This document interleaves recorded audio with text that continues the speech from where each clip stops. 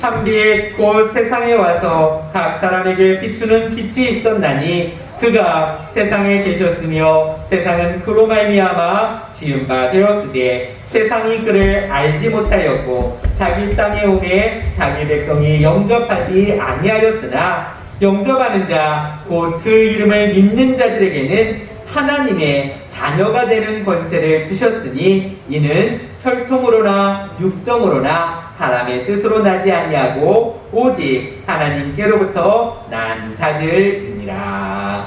아멘. 한 주간도 평안하셨습니까? 함께 부활 인사 나누도록 하겠습니다. 그리스도께서 부활하셨습니다. 크리스토스 아네스티. 아멘. 주님의 평화가 우리 모든 성도들 가운데 늘 함께 하시기를 바랍니다. 또한 부활하신 주님 그리고 우리 안에 내주하시는 성도님 가운데서 하나님의 자녀가 되었음을 기억하고 세상 속에서도 하나님의 자녀답게 살아가는 우리 모든 성도들이 되시기를 바랍니다.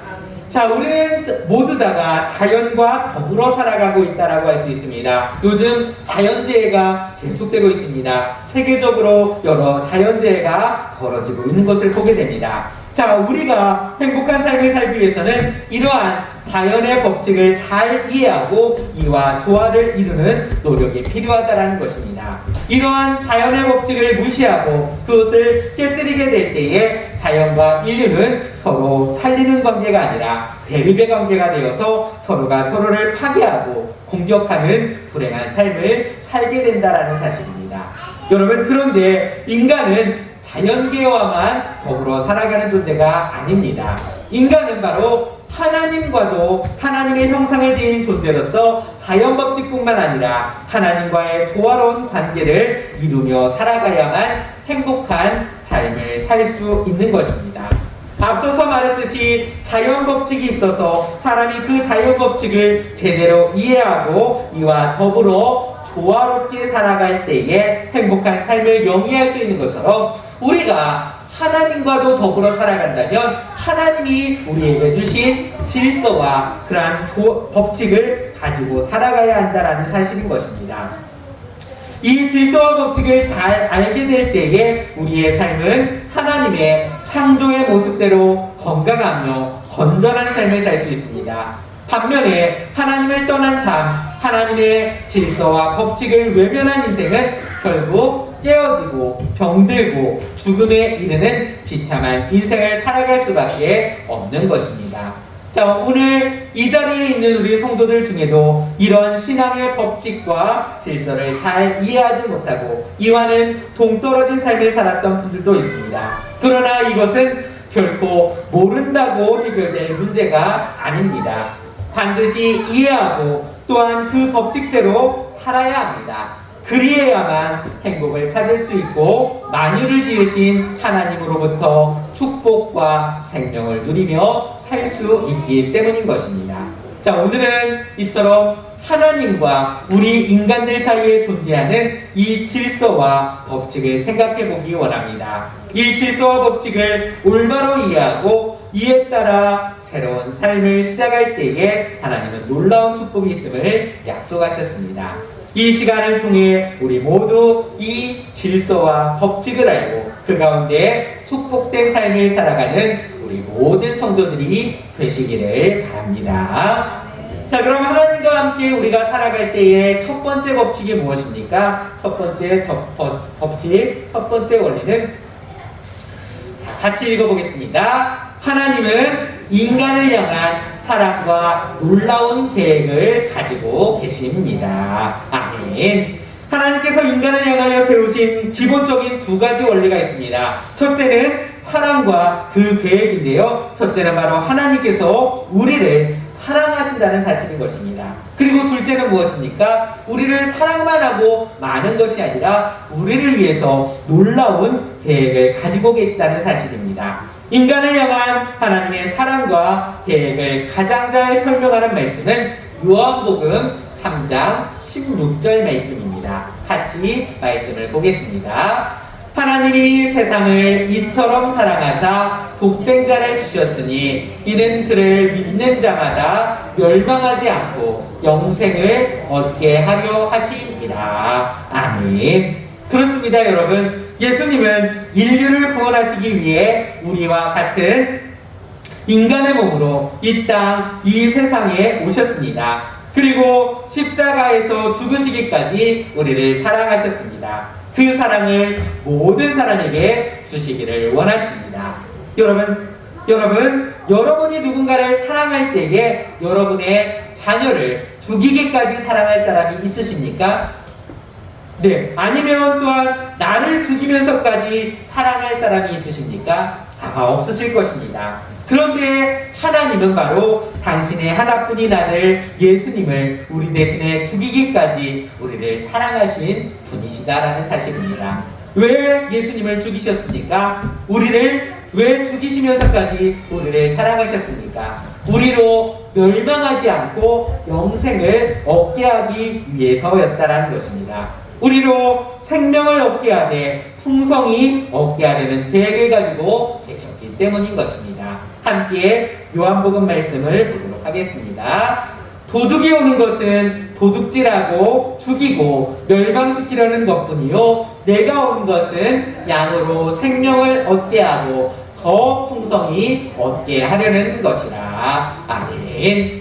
예수님께서 이 땅 가운데 오셔서 양의 비유를 할 때에 하셨던 말씀입니다. 예수님이 이 땅에 오신 목적, 그 계획이 무엇입니까? 바로 양으로 생명을 얻게 하고 더 풍성히 얻게 하려고 하셨다라는 것입니다. 여기에서 풍성히 얻게 되는 생명이란 무엇을 이야기합니까? 바로 우리의 인생만 아니라 더 풍성히 얻어서 어디까지요? 영원한 생명까지 누리게 하시는 것이 하나님의 계획인 것입니다. 즉 우리로 영생을 얻게 하시고 이것을 누리고 살아갈 수 있도록 하는 것이 하나님이 우리를 향하여 가지고 계신 계획인 것입니다.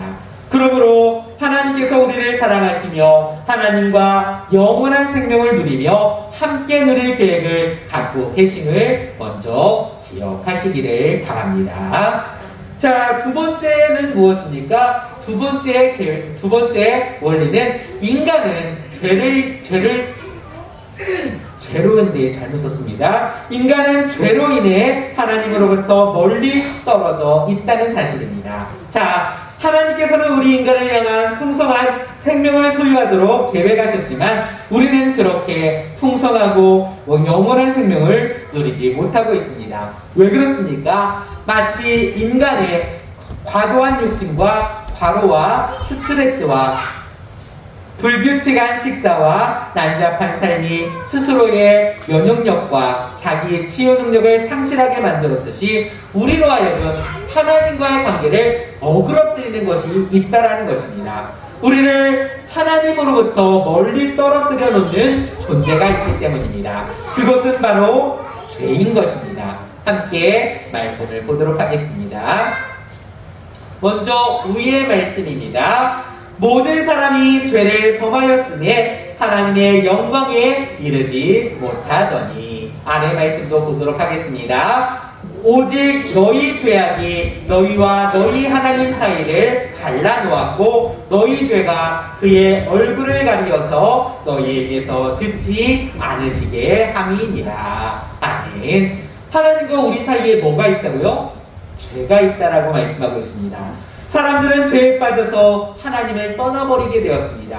하나님과 사람과의 본래적인 법칙은 하나님과 사귀어 살도록 창조되었지만 죄로 인해 하나님과의 사귐은 끊어졌고 하나님을 오히려 외면하고 하나님을 대적하고 점점 무관심한 존재, 모르는 관계로 바뀌고 말았던 것입니다. 즉 죄로 말미암아 인간은 하나님과 끊어지게 되었고 영적 죽음을 맞이하게 된 것입니다. 함께 말씀을 보도록 하겠습니다. 위의 말씀 로마서 말씀입니다. 죄의 삭은 사망이요 하나님의 은사는 그리스도 예수 우리 주 안에 있는 영생입니다. 아멘. 죄의 결과는 무엇이라고요? 사망이라고 말씀합니다.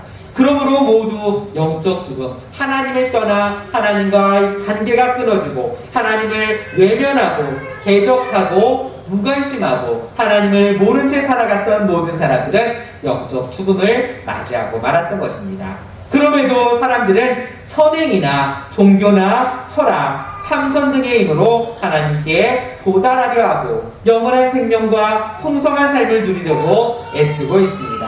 그러나 하나님과 단절된 인생은 결코 하나님께 나아갈 수 없습니다. 이런 인간적인 노력으로는 결코 하나님과 인간의 단절을 채울 수 없고 이어나갈 수 없기 때문입니다. 우리 전도서 말씀, 아래 말씀 보도록 하겠습니다. 선을 행하고 전혀 죄를 범하지 아니하는 의인은 세상에 없기 때문이로다. 아멘. 아무리 세상에서 선을 행한다 할지라도 선을 행하면서 전혀 죄를 범하지 아니하는 사람은 아무도 없기 때문에 어떠한 철학이나 어떠한 선행이나 어떠한 선행으로도 그것을 온전히 하나님께로 나아갈 수 없다는 것입니다. 그러므로 두 번째 법칙은 무엇입니까? 죄는 하나님과 우리 사이를 갈라놓는다는 것입니다. 하나님께로 갈 수 없도록 만드는 장벽이 됩니다. 이 죄의 문제가 해결되어야 함을 두 번째로 기억하시기를 바랍니다. 자, 그렇다면 세 번째 법칙은 무엇입니까? 세 번째로는 같이 읽습니다. 예수님을 통해서만 예수님을 통해서만 죄를 해결받을 수 있습니다. 아멘. 우리가 하나님께로 나아갈 수 있는 유일한 길은 예수님을 통해서만 가능합니다. 예수님 안에서 죄의 문제를 해결받을 때에 우리는 하나님의 사랑과 계획을 비로소 알게 되고 그것을 누릴 수 있게 됩니다. 예수님께서는 이것을 위하여 이 세상에 오셨고 이것을 위하여 죽으셨습니다. 우리 인간의 힘으로 도저히 해결할 수 없던 죄를 대신 지시고 우리를 위해 죽으신 것입니다. 그리고 죄의 대가인 어둠과 죽음의 권세를 이기시고 부활하심으로 우리에게서 죄와 어둠과 죽음의 모든 권세를 이기고 하나님께로 나아갈 수 있는 생명의 길을 열어주셨습니다. 여러분, 성경에서 예수님을 뭐라고 표현합니까? 예수님은 길이며 길과 진리와 생명이라고 말씀합니다. 십자가를 통해 우리의 죄값을 대신 치르셨고 하나님과 우리 사이에 죄로 인해서 끊어져 있던 새로운 다리를 놓아주셨다는 것입니다. 여러분, 세상 사람들은 다른 종교로도 충분히 하나님께 나아갈 수 있다고 이야기합니다. 윤리적인 또는 도덕적인 실천으로 또는 고행과 수행을 통해서도 하나님께로 나아갈 수 있다고 이야기합니다. 그러나 그것은 잘못된 생각입니다. 여러분, 여기서부터 저기까지 100m의 절벽이 있습니다. 자, 100m의 절벽이 있으니까 키가 작은 사람은 못 건너고 키가 큰 사람은 건널 수 있습니까? 없습니까? 자, 키가 저는 지금 170 조금 안 됩니다. 자, 그럼 170 조금 안 되는 사람은 그 100m 절벽을 못 건너고 190 정도 되는 사람, 저보다 키가 훨씬 큰 사람, 우리 누굽니까? 준이! 우리 준이는 키가 크니까 100m 절벽을 막 넘어갈 수 있습니까? 아닙니다. 어차피 100m 절벽 앞에서는 160키나 170키나 180키나 190키나 아무 소용이 없다는 사실입니다. 여러분, 하나님께로 나아갈 수 있는 길은 오직 예수님뿐임을 믿으시기를 바랍니다. 아무리 인간의 노력으로 열심히 무언가를 해보려고 할지라도 그것은 마치 100m 절벽을 넘을 수 없는 것과 마찬가지라는 것입니다. 오직 예수님뿐임을 믿으며 우리가 믿음으로 나아갈 때에 우리의 죄는 해결받게 되며 하나님의 사랑과 풍성함의 축복이 임하게 되는 줄 믿습니다. 우리 같이 읽도록 하겠습니다. 다른 이로서는 구원을 받을 수 없나니 천하 사람 중에 구원을 받을 만한 다른 이름을 우리에게 주신 일이 없음이라 하였더라. 누구밖에 없다고요? 오직 예수님밖에 없음을 기억하시기를 바랍니다. 네 번째 법칙입니다. 네 번째 법칙은 바로 예수님을 구주로 영접해야 되는 것입니다. 앞서 우리는 예수님을 통해서만 죄의 문제를 해결받을 수 있다는 것을 말씀드렸습니다. 그러나 그 사실을 아는 것만으로는 해결받을 수 없다는 것입니다.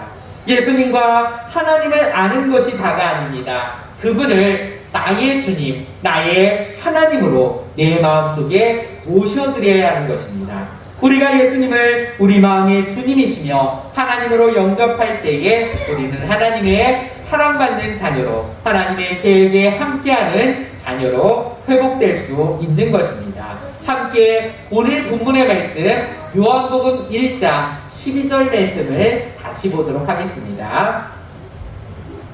오늘 성경 말씀으로 돌아가셔서 12절 말씀입니다. 같이 읽습니다. 영접하는 자 곧 그 이름을 믿는 자들에게는 하나님의 자녀가 되는 권세를 주셨으니. 아멘. 여러분, 하나님을 믿을 때에, 하나님을 영접할 때에 우리는 하나님의 자녀가 되는 권세를 받게 된다는 것입니다. 여러분, 여기에서 영접한다는 것은 무슨 말입니까? 믿는다는 것입니다. 하나님께 갈 수 있는 길은 오직 예수님뿐임을 인정하고 따른다는 것을 의미합니다. 사람들은 선하게 바르게 사는 것이 중요하다고 생각하지만 그것이 우리의 구원의 행로가 될 수 없습니다. 인생의 선하고 바름의 비교는 절벽 앞에서의 아까 희재기와 마찬가지라는 것입니다. 오직 우리의 구원은 하나님을 믿는 믿음으로 인한 거듭남으로만 통해 가능하다는 것입니다. 그리고 영접한다는 것은 나 중심에서 하나님 중심으로 전환되는 것을 의미합니다. 이는 곧 내가 내 삶의 주인이 아니라 하나님께서 내 삶의 주인이 되어주시며 주관자 되어주신다는 중심의 본질적인 전환을 의미하는 것입니다. 이것이 바로 믿음의 행위인 것입니다. 함께 말씀을 보도록 하겠습니다.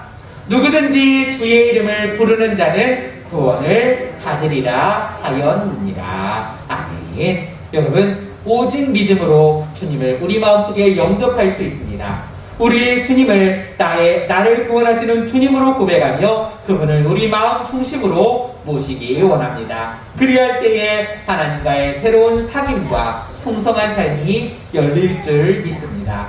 사랑하는 성도 여러분, 하나님의 사랑과 계획 가운데 들기를 원하십니까? 죄의 문제를 해결받고 영생과 그 은혜를 누리기를 원하십니까? 예수님께서 우리 마음 중심에 들어오시도록 간절한 마음으로 기도하시기를 바랍니다. 하나님께서는 우리의 중심을 알고 계시며 우리가 믿고자 하는 의지를 보기 원하십니다. 예수님을 진정 나의 구주로 영접하기 원하는 모든 분들은 함께 기도하기를 원합니다. 따라서 기도하도록 하겠습니다. 주 예수님, 나는 주님을 믿고 싶습니다. 주 예수님, 나는 주님을 믿고 싶습니다. 십자가에서 죽으심으로 내 죄의 값을 담당하시니 감사합니다. 내 죄의 값을 담당하시니 감사합니다. 지금 나는 내 마음 문을 열고 예수님을 나의 구주, 나의 하나님으로 영접합니다. 나의 죄를 용서해 주시고 영생을 주심을 감사합니다. 나를 다스려 주시고 나를 주님이 원하시는 사람으로 만들어 주시옵소서.